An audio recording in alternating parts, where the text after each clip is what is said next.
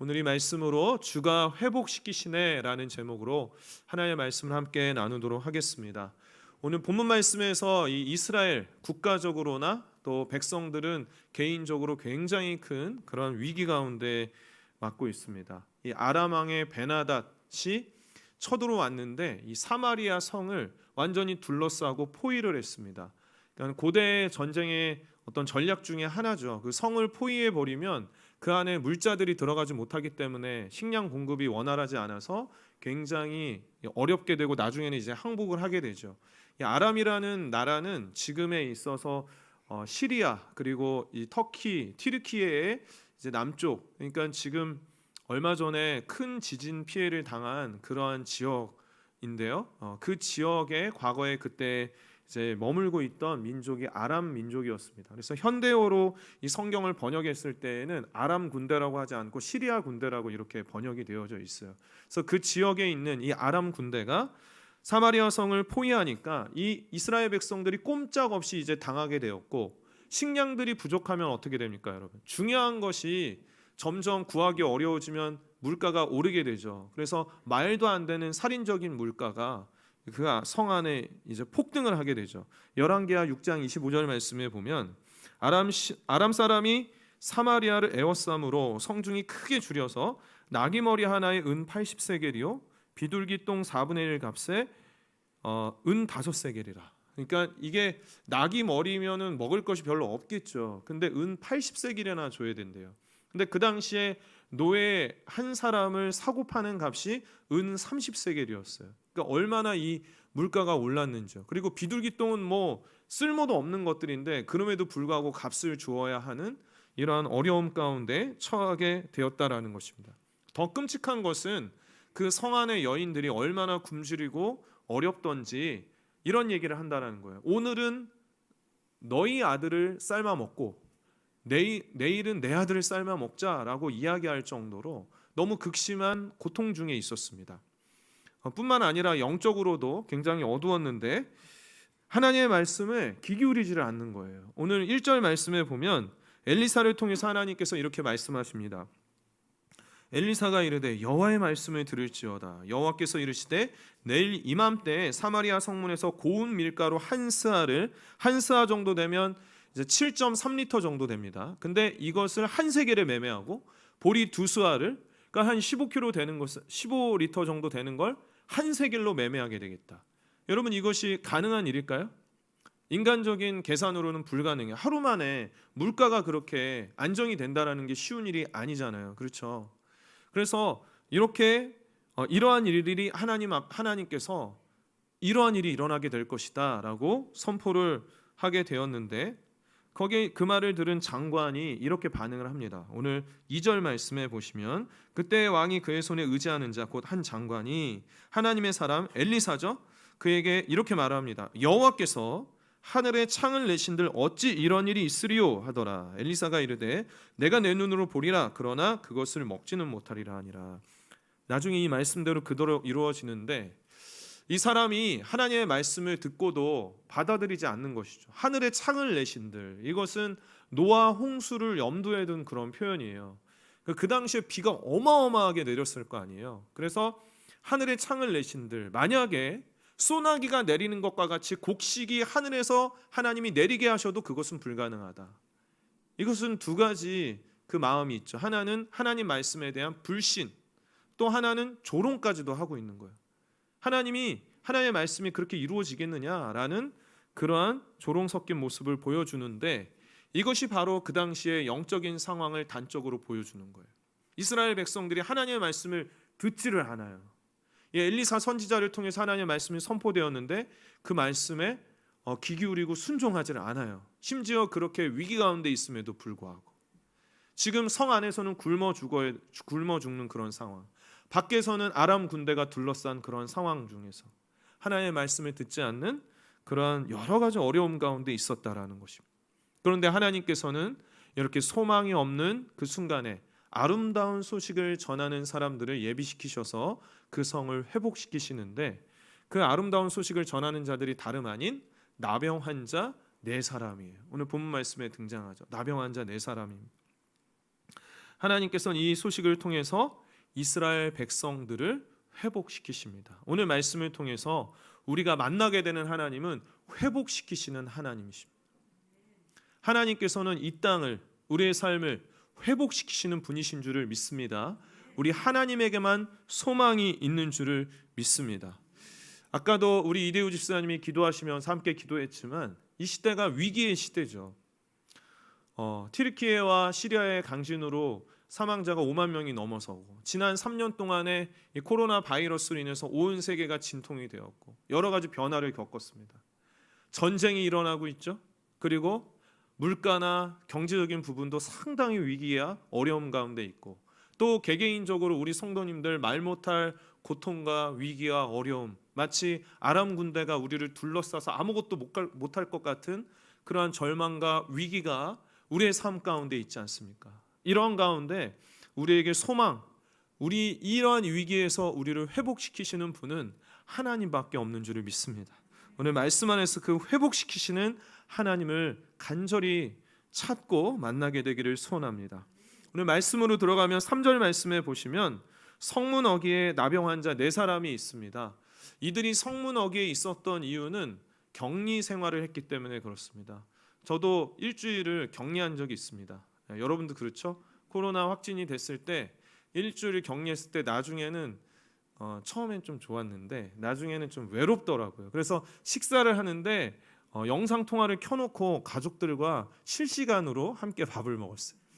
그러니까는 그 격리를 일주일 하는 것도 나중에는 지겹고 괴로운데, 이 나병 환자들은 평생을 격리 생활을 해야 됐어요.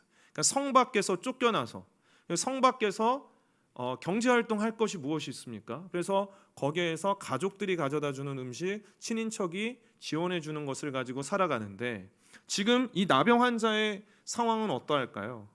지금 성 안에서는 다 죽어가고 있는데 나병 환자들에게 식량이 공급될 리가 없죠. 그래서 이 나병 환자는 굉장히 배고픈 가운데 있습니다. 육체적으로는 나병을 겪고 있기 때문에 손끝, 발끝, 코끝 모든 몸이 문드러져가는 그러한 육체적인 고통을 겪고 있어요. 그렇다고 해서 어디로 갈 것이냐? 가지도 못해요. 왜냐하면 외곽에는 아람 군대가 진을 치고 있기 때문에. 이들이 할 수 있는 것이 아무것도 없습니다. 잃을 것도 없습니다.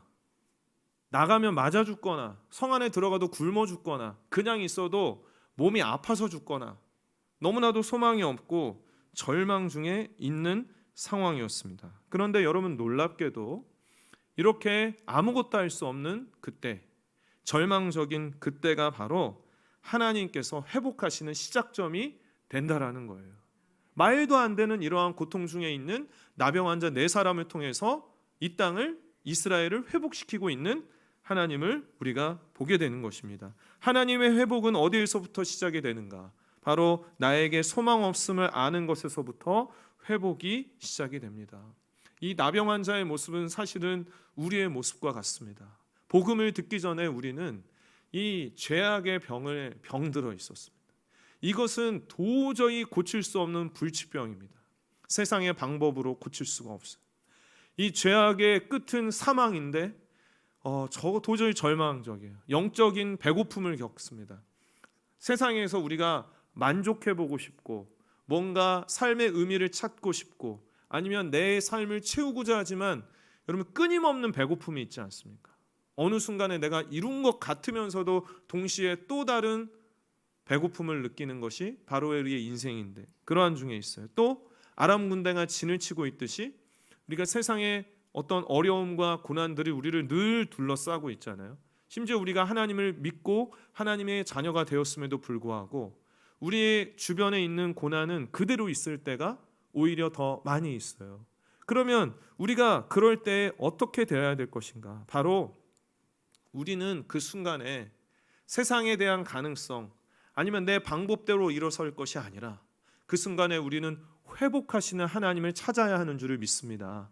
하나님께서 이렇게 역사하신 것입니다. 그래서 나병 환자 4사람은 그러한 고통 중에, 어려움 중에 있을 때에 이제는 그냥 아람군에 항복하고 살려주면 살고 죽으면 죽겠다, 이렇게 한 상황으로 가게 되는 거예요. 근데 놀랍게도 그때 하나님이 역사하시는데요, 5절과 6절 말씀에 보면 아람진으로 가려 하여 해질 무렵에 일어나 아람 진영 끝에 이르러서 본즉 그곳에 한 사람도 없으니 이는 주께서, 성경을 가지고 있다면 펜으로 주께서의 동그라미를 쳐야 돼.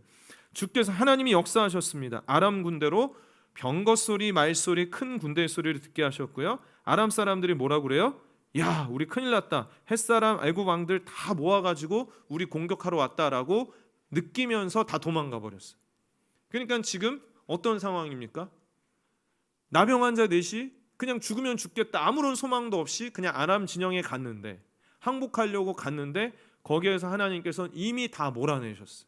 이미 하나님께서 구원을 베풀어 주신 것을 보게 되는 것입니다. 여러분, 이것은 놀라운 하나님의 방법이죠. 그래서 우리가 하나님을 알지 못할 때, 소망이 없을 때, 하나님의 생명을 우리가 알지 못할 때, 바로 하나님께서는 놀라운 하나님의 방법으로 예수 그리스도의 그 십자가의 은혜로 우리에게 소망과 회복의 은혜를 주신 줄을 믿습니다. 에베소서 2장 12절 13절 말씀에 보면 그때 너희는 그리스도 밖에 있었고 이스라엘의 밖의 사람이고 약속의 언약에 대하여는 외인이고 세상에는 소망이 없고 하나님과 없는 자였는데 이제는 그리스도 예수 안에서 그리스도의 피로 가까워졌다라고 그랬어요. 그래서 우리는 절망 중에 있는 우리를 하나님께서는 예수 그리스도로 말미암아 회복의 은혜를 허락하셨다라는 것입니다. 이것이 바로 은혜예요. 이런 찬양을 우리가 많이 합니다. 날이 저물어 갈 때, 빈들에서 걸을 때, 그때가 하나님의 때, 내 힘으로 안 될 때, 빈손으로 걸을 때, 내가 고백해 여호와 이래. 아무것도 할 수 없는 그때, 그때가 바로 하나님의 회복의 역사가 일어나는 때예요. 그래서 그 순간을 여러분 지나가고 있으시다면, 겪고 있다면, 그때 바로 절망하고 주저앉아 있는 것이 아니라, 세상의 소망을 찾는 것이 아니라 회복시키시는 하나님을 간절히 찾으시기를 바랍니다. 사도 바울은 그래서 이렇게 고백합니다. 고린도후서 12장에서 나에게 이르시기를 내 은혜가 내게 족하도다. 내 능력이 약한 데서 온전하여 짐이라 라고 했어요. 그래서 약한 것들을 나는 자랑한다라고 했어요. 왜냐? 내가 그 약할 때 온전히 하나님께서 역사하시고 채워주신다라는 것입니다. 10절 말씀에 보면 다른 어떠한 어려움이라도 기뻐하는 이유는 내가 약한 그때 강함이다라고 사도 바울은 믿음의 고백을 합니다. 내가 아무것도 할 수 없는 그때, 내가 나의 손이 비어져 있는 그때 우리는 온전히 하나님만을 찾고 의지해야 되는 줄을 믿습니다. 지난 2주간 첫 찬양으로 했던 내 평생에 가는 길 순탄하여, 후렴이 내 영혼 평안해 내 영혼 평안해, 그 가사의 고백을 지난 2주 동안 첫 찬양으로 함께 했는데, 그 곡은 정말 하나님의 은혜 가운데 지어진 곡이에요. 스페워드라는 교수님이 이제 가족들과 함께 미국에서 유럽으로 가는 이제 배에 오르려고 하는데 갑작스러운 일로 본인은 가지 못하게 됐어요. 함께 배에 타지 못하게 된 것이죠. 그리고 그 배에 이제 사랑하는 아내와 사랑하는 네 딸이, 딸이 4명이 있었던 거예요. 그래서 네 딸이 먼저 배를 타고 먼저 가게 됩니다. 그 배는 순항을 하게 되고 약 일주일 동안에는 아무런 문제가 없는데, 일주일이 지났을 때 영국의 철갑선과 정면으로 충돌을 하게 되고 침몰을 하게 돼요.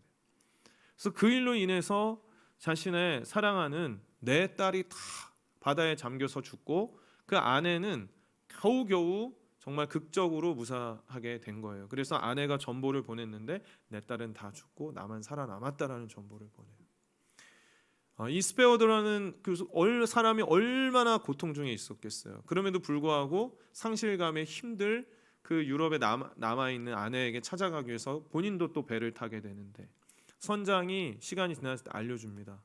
지금 그 딸이 죽은 이 바다 위를 가고 있다고. 그러니까는 이 스페어드라는 사람이 얼마나 고통스러웠는지 하나님 앞에서 간절히 구하며, 하나님, 내가 너무 고통스럽고 왜 이런 나에게 이런 고난을 주시고 어려움을 주십니까? 라며 기도하며 나아갔을 때, 정말 풍랑과 같은 그러한 어려움 가운데 있었을 때 하나님께서 그 마음속에 하나님이 정말 위로하여 주시고 다시 그 영혼을 평안함으로 회복시켜 주셨다라는 거예요. 그래서 그때 지어진 시가 바로 내 평생에 가는 길 순탄하여 늘 잔잔한 강 같든지 큰 풍파로 무섭고 어렵든지 나의 영혼은 늘 편하다. 위로하시는 하나님이 있기 때문에 내가 말도 안 되는 이러한 고통 중에 있지만 위로하시는 하나님 때문에 나의 영혼은 평안합니다. 하나님만을 의지하는 그러한 고백, 그러한 찬양이 탄생이 되게 되었는데, 여러분이 만약에 지금 처절한 고통 중에 있고 어두운 길터널을 지나고 있다면 바로 그때가 하나님이 역사하실 때이고 하나님의 평안함, 하나님의 위로하심을 경험할 수 있는 때라는 사실을 여러분 꼭 기억하시기를 바랍니다. 다시 한번 본문 말씀으로 상황으로 돌아가면 이제 이 나병 환자 네 사람들은 죽을 각오를 하고 아람 진영에 갔는데 다 도망갔어요. 다 가진 거 다 놓고 갔어요. 그러면 완전 신이 난 것이죠. 그래서 어떻게 하는가 하면 8절 말씀에 보면 그 나병 환자들이 진영 끝에 이르자 한 장막에서 들어가서 먹고 마시고 거기서 은과 금과 의복을 가지고 감추고 다시 와서 다른 장막에 들어가 거기서도 가지고 와서 감추는, 정말 축제입니다. 이제 막 이제는 조금 전까지만 해도 죽을 것 같은 그런 순간이었는데 다 도망갔습니다. 그리고 먹을 거 다 놓고 갔습니다. 말 뭐 이런 거 뭐 다 장막 안에 좋은 것들이 얼마나 많이 있었겠습니까? 그래서 먹고 마시고 자신의 은과 금과 의복을 챙기고 감춰요. 이 나병 환자들이 먹고 마시는 이 모습은 잔치의 상황을 연상을 시키는데 이 먹고 마시는 것이 아주 큰 의미가 있어요. 회복은 어디에서 오는가? 하나님과 함께 먹고 마시고 누림으로 회복이 됩니다. 지금 이제 먹고 마신다라는 것에 아주 중요한 의미가 담겨져 있다라고 했는데 과연 어떤 뜻인가 하면 요한계시록 3장 20절 말씀에 보면 보일지어다 내가 문 밖에 서서 두드리노니 누구든지 내 음성을 듣고 문을 열면 내가 그에게로 들어가 그와 더불어 먹고 그는 나와 더불어 먹으리라, 이런 말씀이 있죠. 그래서 우리가 그 성화 같은 거 여러분 보신 적 있으실 거예요. 아마 예수님이 문 밖에서 이렇게 두드리는 그러한 성화를 보신 적이 있을 것입니다. 근데 그 말씀에 이 말씀을 이제 연상을 하면 처음에는 해석하기가 쉽죠. 마음문을 열고 예수님을 받아들이는 것, 그것에 대해서 해석하기 쉬운데 그 뒤에는 내가 그와 더불어서 먹는다라는 것, 함께 먹는다라는 것은 어떠한 의미가 있을까요? 이 말씀은 함께 해석해야 될 짝꿍이 있는데 그것은 뭐냐면 탕자의 비유의 말씀입니다. 그래서 짝꿍으로 해석을 해야 되는데 뭐냐면 탕자가 자신의 아들이 하나님 아버지에게서 떠나갔잖아요. 근데 그 아버지에게서 떠나갔을 때 비참하게 진짜 돼지가 먹는 열매도 못 먹는 그런 고통을 당하면서 다시 집으로 왔을 때 그 아버지가 무엇을 합니까? 잔치를 벌였고, 이 잔치라는 것은 먹고 마시는 자리이거든요. 따라서 이 먹고 마심으로 마신다라는 것은 무슨 의미가 있냐면 잃어버린 아들이 아버지에게로 돌아온 것, 아버지와의 관계가 회복이 되고 아버지와의 교제를 하게 된 것을 의미를 합니다. 따라서 오늘 이 본문 말씀도 우리가 영적인 의미로 그렇게 해석을 해야 돼요. 단순히 배고팠는데 먹을 것 채워졌다, 우리도 배고프니까 하나님 먹을 것 주세요 라는 정도가 아니라 아주 깊은 영적인 뜻이 담겨져 있는데, 소망이 없던 이 나병 환자들이 거기에서 먹고 마시게 된 것은 어떠한 의미인가? 하나님과의 관계가 회복이 되고 그래서 구원을 받게 되고 그 안에서 하나님과의 깊은 교제를 누리는, 먹고 마시는 잔치와 같은 그러한 자리가 되었다라는 것입니다. 따라서 회복이라는 것은 무엇인가? 바로 우리가 우리의 현실적인 그러한 배고픔만 채워지는 것이 아니라 하나님과 교제하고 하나님과 예배하고, 우리가 이 주일 예배 가운데 나와서 축제와 같은 예배, 하나님과 교제하는 예배를 드리고 삶의 자리에서도 말씀과 기도를 통하여 하나님과 끊임없이 교제하고 하나님과 함께하는 것이 바로 먹고 마시는 영혼의 회복이 일어나는 것인 줄을 믿습니다. 그래서 여러분 회복하기를 원하십니까? 그러면 다시 한번 하나님과의 관계에서부터 회복하는 것부터 시작해야 돼요.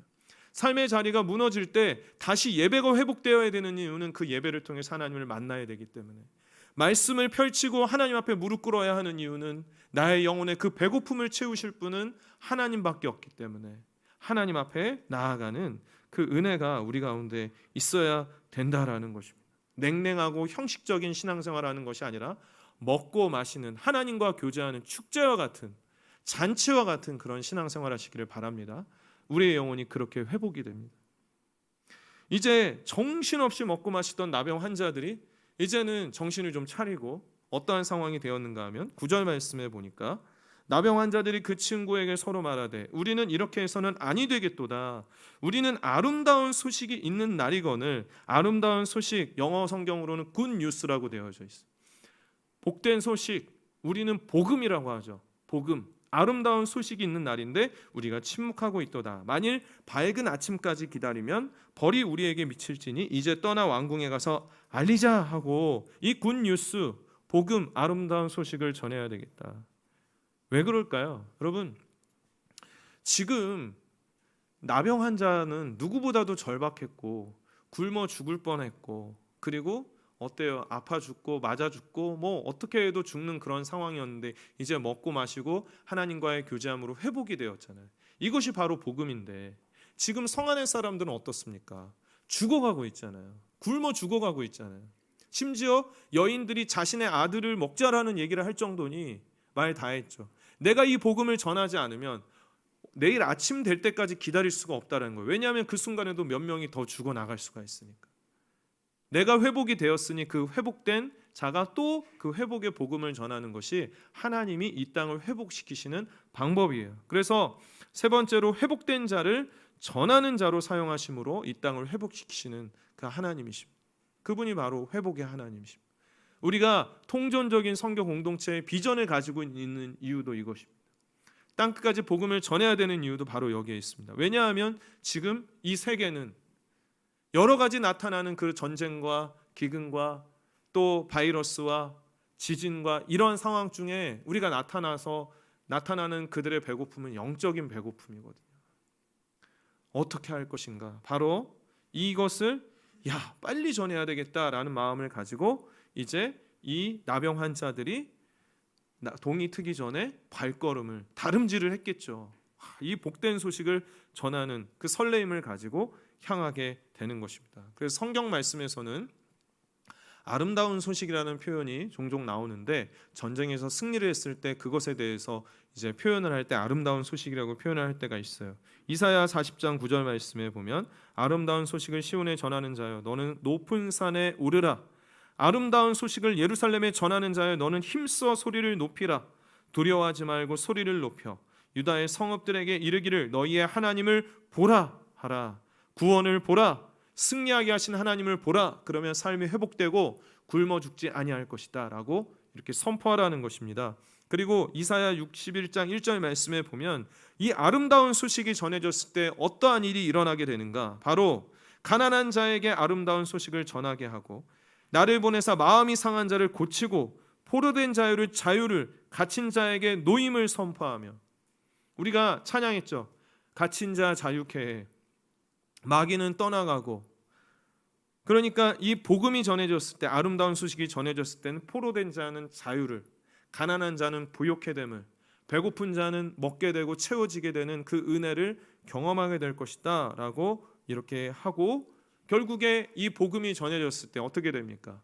아람 진영에 있는 것들이 다 끌어오게 되어서 나귀 머리 하나에 80세겔이었던 그 물가가 하루 만에 물가가 안정이 되어서 거기에서 보니까 이제는 밀가루 한 스아를 한 세겔로 거래를 하게 되는 일이 진짜로 하나님의 말씀대로 이루어졌다는 것이, 하나님의 말씀은 반드시 이루어지는 줄을 믿습니다. 그리고 결국에는 그것을 믿지 않은 그 장관은 그렇게 물가가 떨어지는 것은 보았지만 그것은 먹지 못하고 성문에 깔려서 사람들에게 밟혀서 죽게 되는 일이 일어나게 되었어요. 여러분, 말씀을 정리합니다. 오늘 말씀을 통해서 주가 회복시키시네라는 이 설교 제목을 가지고 오늘 이 말씀을 나누었는데요. 여러분, 우리의 상황이 진짜 심상치 않습니다.